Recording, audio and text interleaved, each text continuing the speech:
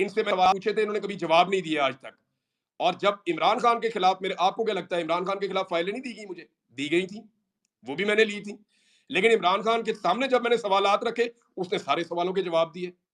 और जब मैंने फाइलें देने वालों के सामने सवाल रखे, तो उन्होंने मुझे ये कहा कि यार अब आप सवाल ना करें भाईजान, मेहरबानी करें। मैंने कहा यार मेहरबानी तो मैंने पहले भी कभी नहीं की। मामला ये है कि आप मुझे वो चीज बताएं जो ठीक हो। ये लड़ाई मैं इसलिए जरूर लड़ता हूं कि यार करप्ट है, 2 नंबर है, फ्रॉडिया है, मेरे मुल्क को खा जाएगा, इसलिए तो मैं लड़ सकता हूं लड़ाई। मैं इसलिए नहीं लड़ सकता कि किसी को उसकी शक्ल पसंद नहीं है, या बंद कमरों में फैसला हो गया कि ये बंदा नहीं चाहिए अब दूसरा बंदा चाहिए, तो इसलिए तो मैं बिल्कुल नहीं लड़ूंगा। मैंने नवाज शरीफ के खिलाफ भी इसलिए नहीं लड़ी थी, मैंने अपने आप को कन्विंस किया था। वो जो तकरीर जिसका लोग हवाला देते हैं उसमें मैंने ये कहा था कि पहले मैंने अपने आप को कायल किया, और जब मैंने अपने आप को कायल कर लिया तो फिर मैंने कहा मैं वो आखिरी आदमी होऊंगा। मैंने ये उस वक्त कहा था। देखें, हमने कुछ भी किया हो, हम आज भी इदारों से खबरें लेते हैं, हम पहले भी लेते थे, और ये इदारे बाउंड है हमें खबरें देने के लिए। अगर ये हमें खबरें नहीं देंगे, देखिए कानून पाकिस्तान का कहता है कि इनको हमें खबरें देनी पड़ेगी, हम इनके साथ राब्ते करते हैं खबरों के लिए। और ये सिर्फ अपनी मनचाही खबरें देना चाहेंगे तो हमारा काम है खबरें निकालना भी। हम खबरें निकालते भी हैं, खबरें हासिल भी करते हैं, अंदर सोर्स भी बनाते हैं, हर तरफ से लेते हैं। अभी भी मैं आपको बता रहा हूं, मैं जब कभी आगे क्लेम करता हूं कि फलां चीज होने वाली है, तो मैं किस बुनियाद पे करता हूं? वो यार अंदर ही बैठा हुआ कोई बंदा मुझे खबर देता है ना, ख्वाब तो नहीं आ जाता मुझे कि जनाब ये होने वाला है। अभी भी अंदर बैठा हुआ बंदा मुझे खबर देता है, मैं तो खबर देता रहूंगा। लेकिन एक बात का फर्क होता है, सहाफी का काम होता है खबर लेना, खबर चलाना, अपना एनालिसिस करना, और मैं अपना एनालिसिस बड़ा खुल के करता हूं। मुझे सही और गलत के बीच में न्यूट्रल रहने का बिल्कुल शौक नहीं है। और मैं इस सहाफत को जो है वो बाकी सहाफियों के लिए या अपने नए आने वाले दोस्तों के लिए मैं रिकमेंड भी नहीं करता। मैं उन्हें कहता हूं कि यार मैं ठीक आदमी नहीं हूं, मैं और तरह का आदमी हूं, मैंने और तरह की जिंदगी जी ली है। तो मेरी तुम लोगों से गुजारिश है, मैं बच्चों को भी यही कहता हूं कि आप अपने तरीके से जी लो, और वो फार्मूला आप बाकी लोगों से सीख लो, क्योंकि मैंने इसकी बड़ी कीमत चुकाई है। हो सकता है मुझे आइंदा भी चुकानी पड़े। तो मैं तो साफ कहता हूं कि भाई मैंने जिंदगी अपने तरीके से गुजारी है, और मेरा गुजारने का तरीका कोई इतना अच्छा नहीं है। ये फार्मूला पाकिस्तान में बड़ी तकलीफ देता है, लेकिन मैंने तकलीफ ली है। अब उसके अंदर तकलीफ में अपना एक एक सेटिस्फेक्शन भी है, लेकिन वो सब उससे सेटिस्फाई होंगे या नहीं होंगे उसका मुझे आइडिया नहीं है। हाँ, लेकिन एक बात मैं आपको बता देता हूं कि धमकी कभी नहीं लगाई इनके कहने पे। It is first time in the history of this country के हमारे सहाफी इदारों के बिहाफ पे सियासी जमातों को, दूसरे सहाफियों को, सिविल सोसाइटी को, वकला को और जजेस को धमकियां लगा रहे हैं। It is first time in the history of this country. यानी क्या हमें पता नहीं चलता ये धमकी कहां से आ रही है, और एक जैसी धमकी क्यों आ रही है? ये पहली दफा इस मुल्क में हो रहा है कि हमारे सहाफी और उनकी जबानें और उनके कलम धमकी लगाने के लिए इस्तेमाल हो रहे हैं। हमने खबरें जरूर दी हैं, हमने सवाल जरूर उठाए हैं, हमने जवाब जरूर मांगे हैं, लेकिन धमकी कभी नहीं लगाई। भाई जिससे धमकी लगानी है ना, इतना तप्पड़ा खुद आके लगाओ भाई। धमकी आपको अपनी खुद लगानी पड़ेगी। हम आपकी धमकी लगाने के लिए नहीं बैठे हुए। हाँ, खबर आपने देनी है तो अभी दें। मैं अभी क्लेम करता हूं कि मुझे खबर दें, कोई सही खबर दे, ला के मुझे तस्दीक करे उस खबर की। मैं अपने तौर पे इंक्वायरी करूंगा, खबर चला दूंगा, मुझे कोई परवाह ही नहीं है। अभी आधी पीटीआई मेरे खिलाफ हो गई थी मिर्जा अफरीदी वाले मामले पे, अभी भी खिलाफ है। मुझे खबर पक्की मिली, मैंने दे दी। मैंने कहा जी ये खबर है, असल में मुझे इसकी कोई परवाह ही नहीं है, कोई परवाह ही नहीं, मैं दे दूंगा।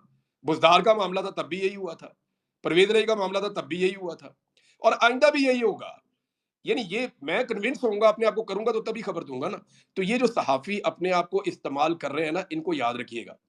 अभी एक नया इदारा भी आ गया, वो काले रंग का, वो बड़ी बारीक वारदात डाल रहे हैं। उस इदारे के बारे में मुझे ये पता चला है कि उनकी तनख्वाह कहीं और से आ रही है, और वो चेक बन के आते हैं किसी और तरीके से, फ्रंट पे कोई और आदमी है, पीछे कोई और है। उसके अंदर उन्होंने कोई बंदे भर्ती कर लिए, उन बंदों के रवैये ही तब्दील हो गए।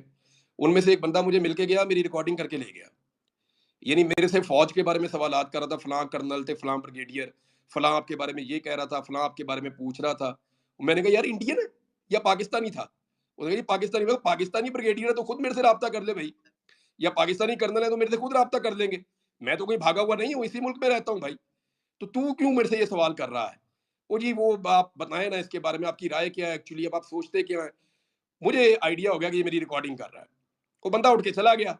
तो बाद में मुझे, उस बंदे ने भी वो काले रंग का चैनल ज्वाइन किया हुआ है, तो बाद में मुझे मेरा कजन बैठा हुआ था करीब, उसने कहा आपके साथ गेम हो गई है। मैंने कहा क्या हुआ? कहता ये बंदा आपको रिकॉर्ड करके लेके गया। मैंने कहा मुझे तो पता है ये कर रहा था रिकॉर्ड। तो उसने कहा फिर भी बोलते रहे। मैंने कहा यार जो मैं हूं वो मैं हूं, अब मैं इनके पास रह के आया हूँ 5 महीने, अगर ये तब भी मुझे नहीं जान सके, तो ये फिर मुझे कैसे जानेंगे और मैं क्या करूँ? कोई अपने बारे में किताब लिख के दे दूँ, कोई अपना मैनुअल बना के दे दूँ कि जनाब इमरान रियाज़ इस तरह का है। मैं जैसा हूँ भई वैसा ही हूँ ना, मैं तब्दील तो नहीं हो सकता इसमें। तो बाकी सहाफ़ियों को ये चाहिए कि खबरें लें, खबरें दें, इन्फॉर्मेशन लें, इन्फॉर्मेशन दें, लेकिन ज़ाती ख़्वाहिशात की बुनियाद के ऊपर ना ये धमकियाँ-धमकियाँ ना लगाएँ। ये पाकिस्तानियों को धमकियाँ लगाना कोई अच्छी बात नहीं है। यही काम बांग्लादेश में कुछ सहाफ़ी कर रहे थे। यही काम अब वो उनके वज़ीरों को चुन-चुन के, ढूँढ-ढूँढ के फेंटा लगा रही है कौम। 20 आदमी उन्होंने मार दिए जिनका ताल्लुक था हसीना वाजिद के साथ। पुलिस जो है उनकी छुट्टियों पे चली गई, कहते हम वापस ही नहीं आ रहे, हमें बच्चे मारते हैं। और बच्चों ने 400 के करीब अब कुर्बानी दी है।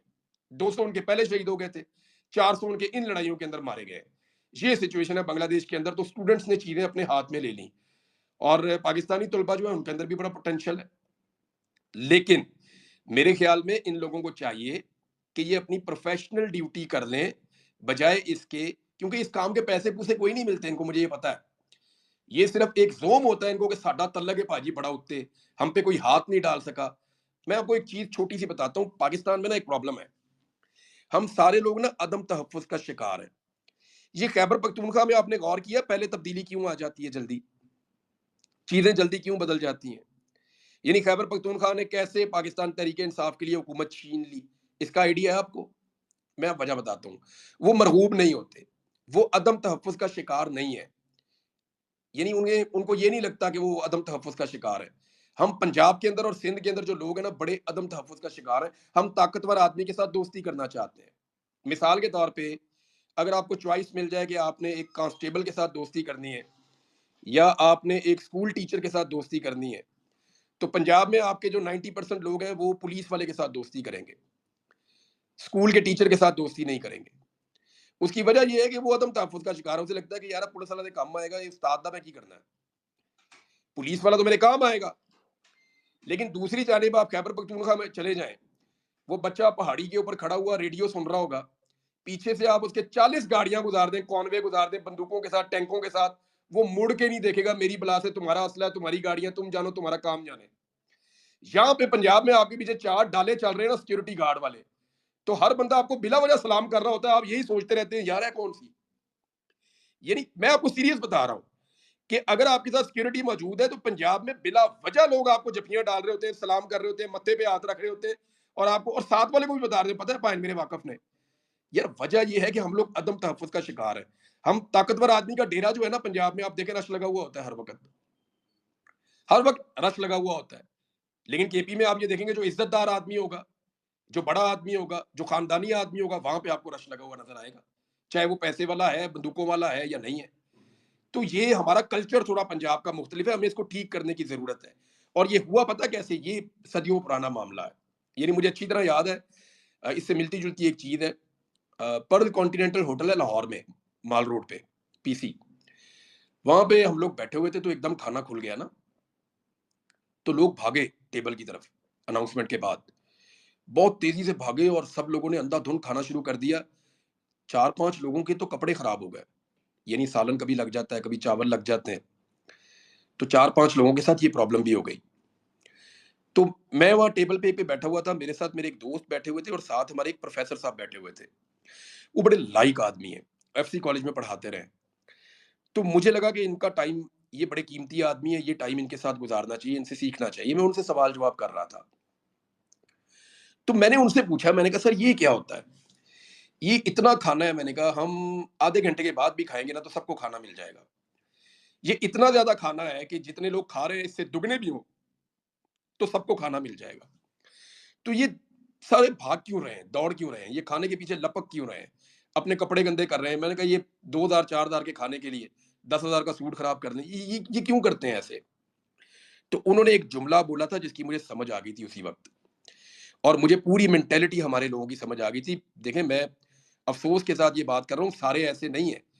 पंजाब ने बड़ी कुर्बानी दी है इस दफ़ा, पंजाब ने बड़ी लड़ाई लड़ी है इस दफ़ा, और बादशाह खान ने कहा था कि एस्टेब्लिशमेंट के खिलाफ आखिरी आवाज़ पंजाब से उठेगी। तो पंजाब ने बड़ा मुकाबला किया है, ये बात ठीक है। लेकिन उन्होंने मुझे कहा था कि बेटा ये सदियों की भूख है, ये सालों में खत्म नहीं होगी। ये उन्होंने मुझे बात बताई थी। और मैंने वो जुमला पल्ले बांध लिया था कि एक्चुअली हमारे अंदर जो प्रॉब्लम्स है ना, हमारी नेचर में पंजाब में, वो इतने पुराने हैं, इतने लंबे हो गए हुए हैं कि हम अभी तक उनमें से निकल नहीं सके। देखें ना, जब बांग्लादेश के अंदर पाकिस्तान बनने से पहले बांग्लादेश ने सारी सीटें जितवाई थी मुस्लिम लीग को, जबकि यहाँ पे हमारे मगरबी पाकिस्तान में, जो आज पाकिस्तान है, यहाँ पे बहुत सारे लोग अंग्रेज़ों के टाउट थे उस वक़्त, और वो अंग्रेज़ों की पिट्ठूगिरी कर रहे थे, और उनमें से आज बहुत सारे ख़ानदान सियासत कर रहे हैं पाकिस्तान में और असेंबली के अंदर मौजूद हैं। तो आप गौर कीजिए ना, हमारे यहाँ पे गद्दारी का और नाइत्तफ़ाक़ी का एक कौमी सोच का फुक़दान उस वक़्त भी यहाँ पे था, और बंगाली उस वक़्त भी तगड़े थे। 71 में जिस तरह उन्होंने एकदम रिएक्ट किया, वो चीज़ें भी आपके सामने, और आज जो उन्होंने रिएक्ट किया, एक्चुअली उनके ख़मीर में, उनके अंदर ये प्रॉब्लम है कि वो एस्टेब्लिशमेंट और सियासतदानों का गठजोड़ बर्दाश्त ही नहीं करते।